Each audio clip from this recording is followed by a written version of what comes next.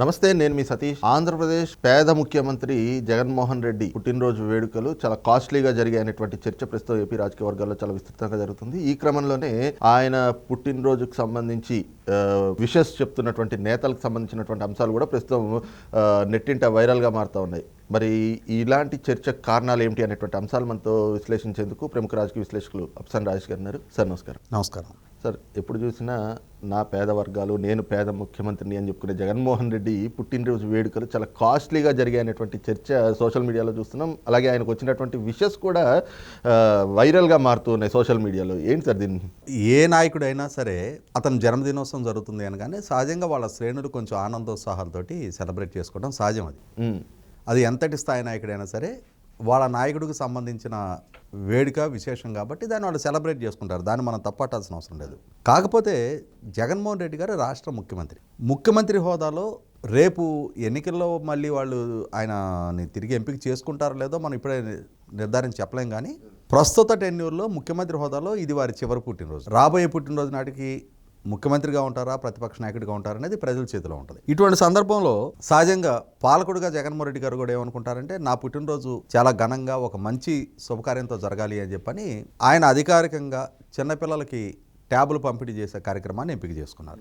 ఆ ఎంపిక చేసుకున్న కార్యక్రమం, అక్కడ ఆయన ప్రసంగాలు అవన్నీ చర్చనీయాంశం. అయితే వైసీపీ పార్టీ శ్రేణులు ముఖ్యమంత్రిగా జగన్మోహన్ రెడ్డి గారి బర్త్డే సెలబ్రేషన్స్ని రాష్ట్ర వ్యాప్తంగా ఫ్లెక్సీలతో ముంచెత్తారు. నాయకులు పోటాపోటీగా ఎన్నికలు సమీపిస్తూ ఉన్నాయి. ఆల్రెడీ ఆ నియోజకవర్గాల్లో ఎమ్మెల్యేలుగా కానీ ఇన్ఛార్జీలుగా కానీ ఉన్నవాళ్ళు మళ్ళీ తిరిగి కొనసాగాలనే ఉద్దేశంతో కానీ, లేదు ఇప్పుడు కొంతమందిని మార్చే ఆలోచనతో ఉన్నారు కాబట్టి మాకు అవకాశం దక్కుద్ది అనే ఉద్దేశంతో ఆ పోటీలో ఉన్నాళ్ళు, ఆ యాస్పిరెంట్స్ ఒకరి మీద ఒకరు పోటీలు పడి ఫ్లెక్సీలతో ముంచెత్తారు. సహజంగా మనం కూడా చాలా సంవత్సరాల నుంచి చాలామంది నాయకుల పుట్టినరోజులు, కొంతమంది కాలం చేసిన వారి వర్ధంతులు చూస్తూ ఉన్నాం. ఈ సందర్భంలో మనం ఒక ట్రెండ్ గమనిస్తాం.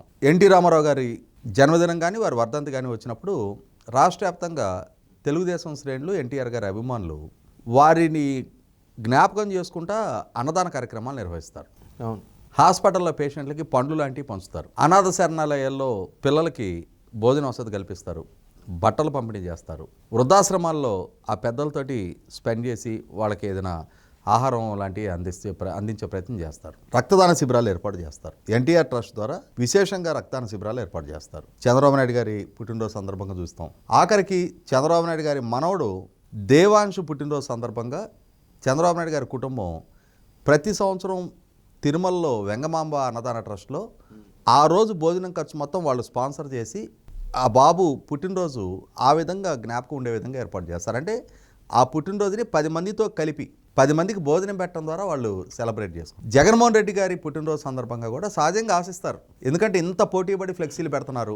నిన్న సాక్షి పత్రిక నిండిపోయింది అసలు ప్రకటనలతోటి. బహుశా నేను అనుకోవటం ఒక్క రోజులో సాక్షి పత్రికకు వచ్చిన యాడ్ రెవెన్యూ బహుశా నిన్నే టాప్ అయి ఉండొచ్చు. అదే దాని మీద కూడా ఏదో ఫిగర్స్ కోట్ల రూపాయల యాడ్ రెవెన్యూ నిన్న సాక్షికి దక్కింది. అది జగన్మోహన్ రెడ్డి గారికి ఇండైరెక్ట్ ఇన్కమ్. అది ఎందుకంటే వాళ్ళ కుటుంబ యాజమాన్యంలో ఉన్న పేపర్ అది. ఆయన నాకు మీడియా లేదు, మీడియా సపోర్ట్ లేదని చెప్పుకుంటారు, కానీ వాళ్ళ సొంత కుటుంబ యాజమాన్యంలో ఉంది. వాళ్ళ సతీమణి భారతి గారే ఆ సంస్థకి యజమానిగా ఉన్నారు. ఇవాళ జగన్మోహన్ రెడ్డి గారు స్థాపించిన సంస్థ అది. ఆయన రాజకీయాల్లోకి వచ్చి క్రియాశీలకంగా ఉన్నారు కాబట్టి ఇప్పుడు యాజమాన్య బాధ్యత నుంచి తప్పుకొని వారి సతీమణి చూస్తున్నారు. కాబట్టి ప్రభుత్వ విభాగాలు అలాగే పార్టీ శ్రేణులు పోటీపడిన నాడు రెవెన్యూ ఆ సంస్థ కట్టిపెట్టారు. జగన్మోహన్ రెడ్డి గారికి పుట్టినరోజు సందర్భంగా ఇచ్చిన కానుకలు అవి. అందులోనూ ప్రధానంగా కార్పొరేషన్లు అలాగే ప్రభుత్వ కార్యాలయాల నుంచి కూడా ఖచ్చితంగా ఇవ్వాలి అన్నటువంటి ఆర్డర్స్ మౌఖికంగా వెళ్ళినట్లుగా కూడా సమాచారం. అదే చెప్తున్నా, ప్రభుత్వ విభాగాల నుంచి ఇప్పుడు ప్రభుత్వ విభాగాల నుంచి అసందర్భంగా ముఖ్యమంత్రి గారి పుట్టినరోజు అయితే అదొక డే అంతే.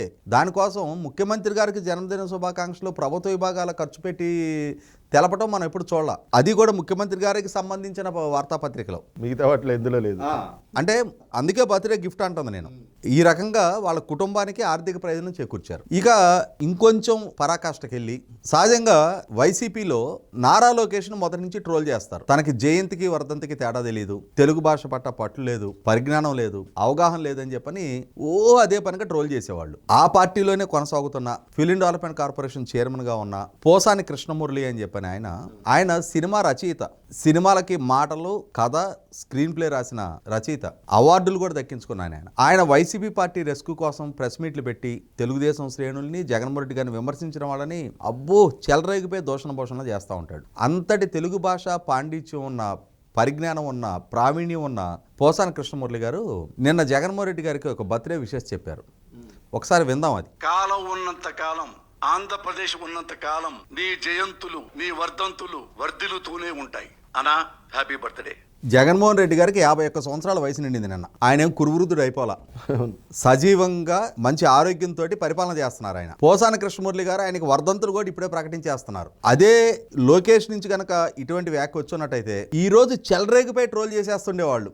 మరి ఇంతటి భాషా ప్రావీణ్యం ఉన్న ఇంతటి ఉద్దండులు ఇవాళ మరి పోటీలు పడి ఒకరి నుంచి ఒకరు ఈ రకంగా విషెస్ చెప్తా ఉన్నారు. వాళ్ళ నాయకుడికి విషెస్ చెప్పడాన్ని నేను ఎక్కడ ఆక్షేపించను. ఖచ్చితంగా సెలబ్రేషన్ మూడులో చేసుకోదగ్గ అకేషన్ అది.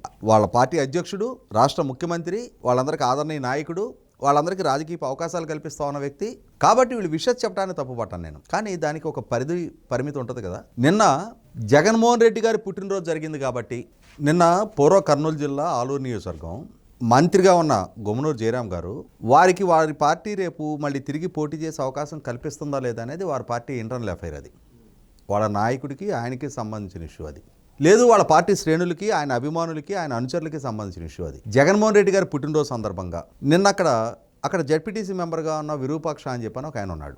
ఆయన ఆ జయరాం గారికి మధ్య అంతర్గతంగా కొద్ది రోజుల నుంచి విభేదాలు నడుస్తున్నాయి.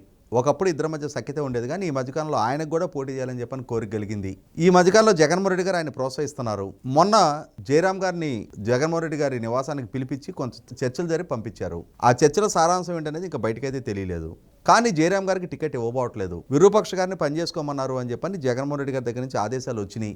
ఇది అక్కడ లోకల్గా స్పెక్యులేట్ అవుతున్న వార్త. ఇందులో వాస్తవాలు ఎంత, సత్యదూరమైన వార్తలు అనేది వాళ్ళ పార్టీ అధికారికంగా స్పష్టం చేయాల్సిన బాధ్యత ఉంది. కానీ ఒకరు మంత్రి హోదాలో కొనసాగుతున్నారు, ఒకరు జెడ్పీటీసీ మెంబర్గా ఉన్నారు. ఇద్దరు అంటే వారి స్థాయిలో ప్రజల చేత ఎంపిక కాబడిన ప్రజాప్రతినిధులు, చట్టబద్ధంగా వ్యవహరించి తీరాల్సిన బాధ్యత కలిగిన వ్యక్తులు. నిన్న జగన్మోహన్ రెడ్డి గారి పుట్టినరోజు సందర్భంగా ఈ జయరాం గారి కొడుకు, ఆ విరూపాక్ష ఇద్దరూ 2 శిబిరాలుగా అక్కడ జగన్మోహన్ రెడ్డి గారి పుట్టినరోజు వేడుకల నిర్వహణకి పూనుకున్నారు. సరే పూనుకున్నారు, ఏం చేయాలి? కేక్ కట్ చేసుకోవాలి, వాళ్ళ శ్రేణులకి తినిపించుకోవాలి, జిందాబాదులు కొట్టుకోవాలి, వాళ్ళ వేడుకలు వాళ్ళు చేసుకొని నిష్క్రమించాలి.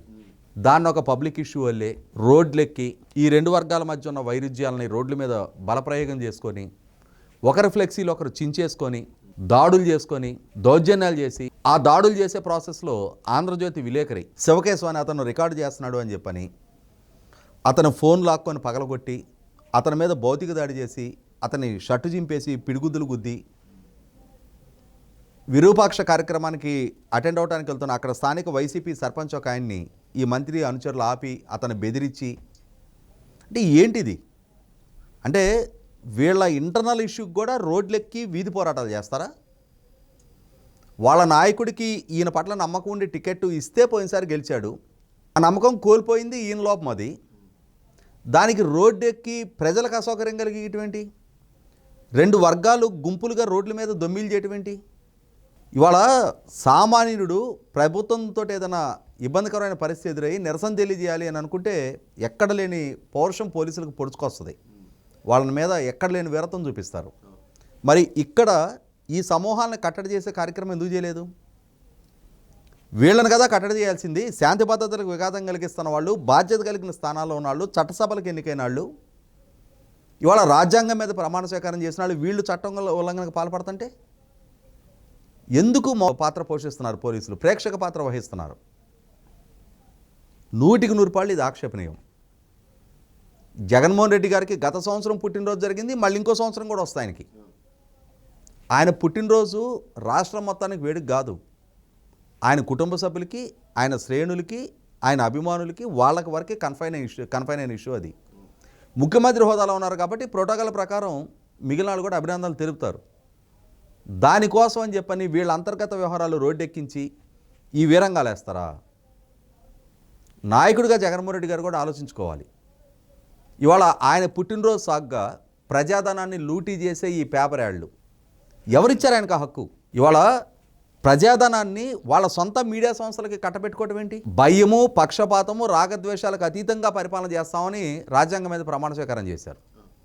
ఇవాళ పక్షపాత ధోరణితో వ్యవస్థలను అడ్డుపెట్టుకొని తనకి సొంత ఆర్థిక ప్రయోజనాలు చేకూరే విధంగా ఒక అకేషన్ను సృష్టించుకొని ఈ రకంగా ప్రజాధనాన్ని లూటి చేయడం అనేది 100% ఆక్షేపణీయం. ఇది అసలు సిసలు అవినీతికి పరాకాష్ట. వారి సొంత యాజమాన్యంలో ఉన్న, వారి కుటుంబ యాజమాన్యంలో ఉన్న సంస్థలకి ఈ ప్రజాధనాన్ని ఈ రకంగా కట్టబెట్టడం అనేది. ఆయన పుట్టినరోజు అయితే వీళ్ళకి ప్రేమ కారిపోతే వజ్రపు కిరీటాలు చేయించుకొని తొడుక్కోమనండి.